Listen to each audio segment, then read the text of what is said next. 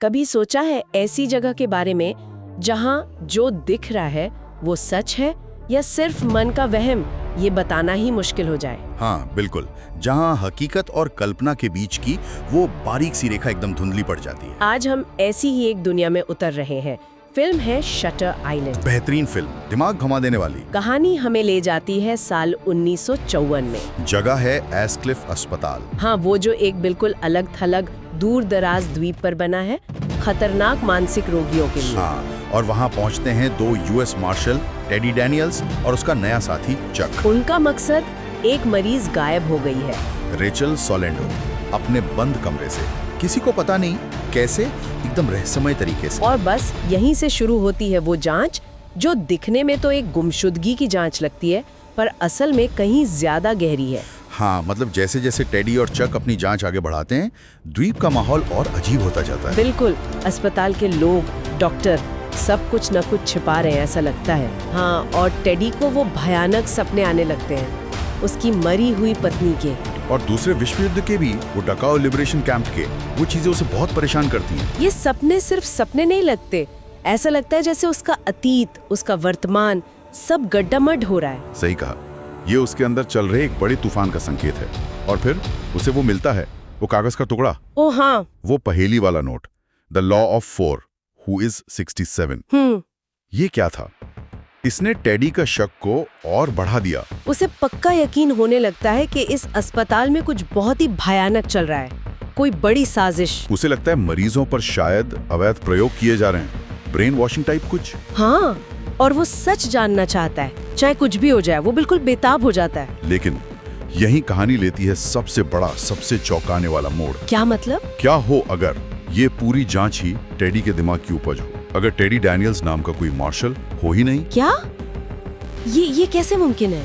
देखिए, जो शख्स खुद को टेडी डैनियल्स समझ रहा है, वो असल में एंड्रयू लैटिस है। Andrew lattice? हाँ, और वो इसी अस्पताल का 67th मरीज है। 77th? ओह, तो वो नोट हु इज 67, हाँ, वो उसी के बारे में था। बिल्कुल, एंड्रयू लैटिस। और वो लॉ ऑफ 4 भी, वो एंड्रयू लैटिस 13 अक्षर और उसकी पत्नी डोलोरेस चैनल 13 अक्षर के नामों की तरफ इशारा था। ये सब उसी के दिमाग की बुनी कहानी थी, रेचल सोलेंडो भी। लेकिन अगर वो मरीज है तो फिर ये पूरी जांच का नाटक क्यों? क्योंकि एंड्रू का सच बहुत भयानक है।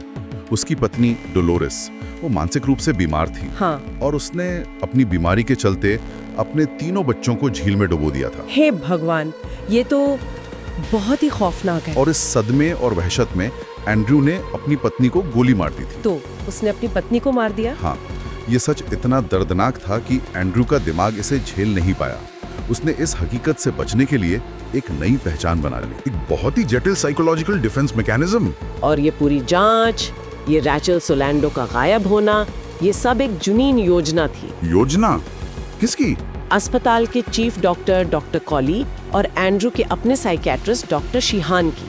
वही शिहान जो चक बनकर टेडी यानी एंड्रू के साथ था। चक? वो डॉक्टर शिहान था? हाँ, ये उनकी आखिरी कोशिश थी, एक बड़ी रोल प्ले थेरेपी, ताकि एंड्रू खुद अपने बनाए इस वहम से बाहर निकले और हकीकत को स्वीकार करे। अविश्वसनीय।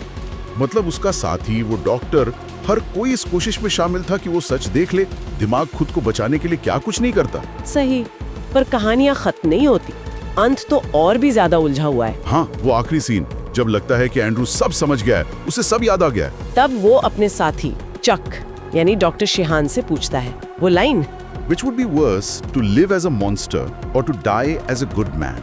मतलब क्या ज्यादा बुरा होगा, एक राक्षस की तरह जीना या एक अच्छे इंसान की तरह मर जाना? ओह हाँ, ये लाइन तो दिमाग में अटक जाती है।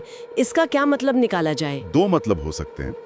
एक, कि सच का बोझ इतना ज्यादा है कि वो फिर से टेडी डैनियल्स वाले वहम में लौट गया, वो एंड्रू लेडीज बनकर जी नहीं सकता, राक्षस बनकर। हाँ, या फिर दूसरी संभावना जो ज्यादा परेशान करती है, वो क्या? कि एंड्रू को अब सब पता है, वो होश में है, लेकिन वो जानबूझकर फिर से अनजान बनने का नाटक कर रहा है। जानबूझकर?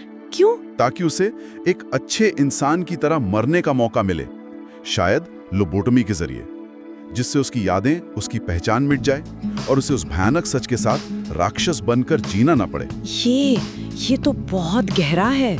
मतलब उसने चुना भूल जाना। शायद ये खुला अंत ही फिल्म की जान है। ये हमें सोचने पर मजबूर करता है, याददाश्त क्या है, पहचान क्या है, सच क्या है। और ये सवाल भी उठता है कि क्या कभी-कभी हकीकत इतनी कड़वी होती है कि उससे भाग जाना ही बेहतर है, या फिर उसका सामना करना ही जरूरी है, चाहे वो कितना भी दर्दनाक क्यों ना हो। ये एक ऐसा सवाल है जिस पर दर्शक सोचते रह जाते हैं। बिल्कुल। और इसी विचार के साथ आज की इस चर्चा को यहीं रोकते हैं।